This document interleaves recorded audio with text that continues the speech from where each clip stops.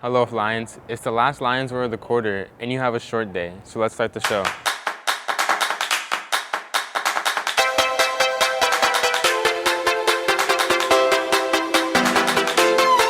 Happy Friday Lions, I'm Chance. It's a short day and a short show, but still packed with lots of stuff. Today we sit down with Principal Leana and get a preview of quarter 2 and get some earth-shaking news from the one and only Mario Lopez. First though, let's see what's coming up. Monday is a no student day. Take the day off and relax, Lions, because Tuesday is the first day of quarter number 2. It starts at 8 a.m., so don't be late. To celebrate the new quarter, join ASB Friday in the quad for Funch. Then get ready to drop cover and hold on. October 17th is the Great Shakeout Earthquake Drill. Do you know how to protect yourself when an earthquake strikes? Hey, I'm Mario Lopez, and in California, earthquakes can strike anytime. So, practicing earthquake safety is a good idea for everyone.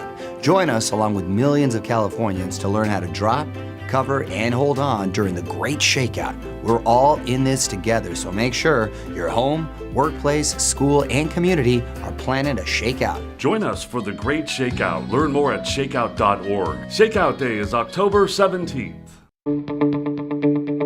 Good afternoon, Lions. This is Mrs. Leana. Welcome to the Principal's Perspective.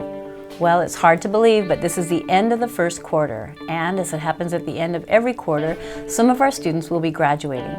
The Vista and La Sierra's Kate Waller Barrett Academy and the iSierra Online Academy are the only programs in the district that allow for this early graduation opportunity. This customization of a student's individual learning plan is one of the things that I really love about continuation alternative schools. And like I tell everyone at orientation, if a student takes advantage of what we have to offer here, he or she can catch up on their credits and graduate on time.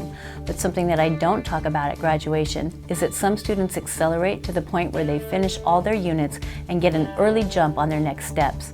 In fact, 3 of our La Sierra students have already graduated, and we have 4 La Vista students on track to finish today.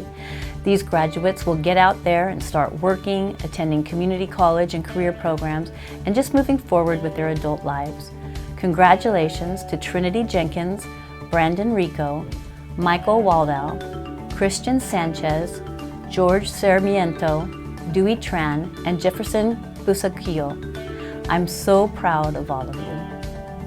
And that's all for now, Lions. Keep making good choices, focusing on your goals and earning all your credits, and I'll see you next week with my newest installment of the Principal's Perspective. Photographers, if you haven't entered the Nature and People photo contest, the deadline has been extended to October 31st. Why? Check this out. If your picture wins the People's Choice Award, you will be rewarded with a free helicopter ride. You'll leave from Fullerton Airport on January 26th for the ride of a lifetime. If you haven't ridden in a helicopter before, this will be the ride you will never forget. So get your pictures in today. The Stonewall Uprising.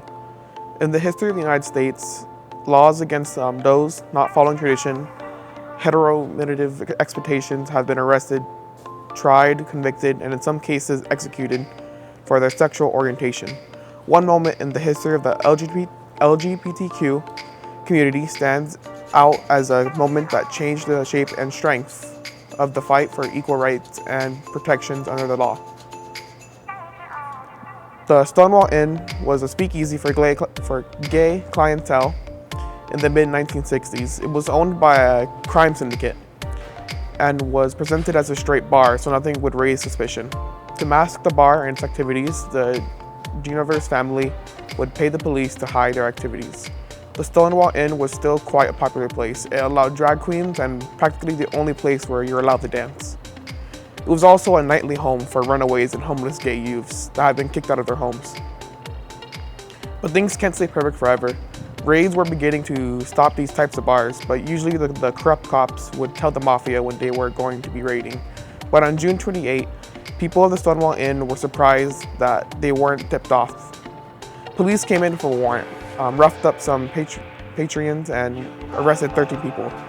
The police would also take the cross-dressers to the bathroom to check their sex. Fed up with the police harassment and social discrimination, the patrons of the bar and fellow neighborhood residents stayed to protest as the arrests were in progress. The crowd was getting more agitated. When the police hit and forced a lesbian into a paddy wagon, she shouted towards the crowd to act. Students began to throw anything they could, pennies, bottles, small rocks. Things got violent, and it became a riot. It lasted over 5 days, with thousands of protesters joining in.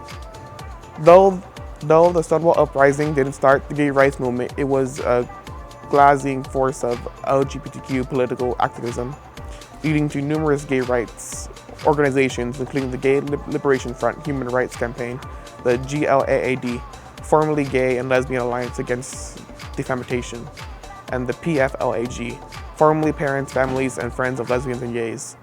In 2016, President Barack Obama designated the site of the riot, Stonewall Inn, Christopher Park, and the surrounding streets and sidewalks a national monument in recognition of the area's contribution to gay rights.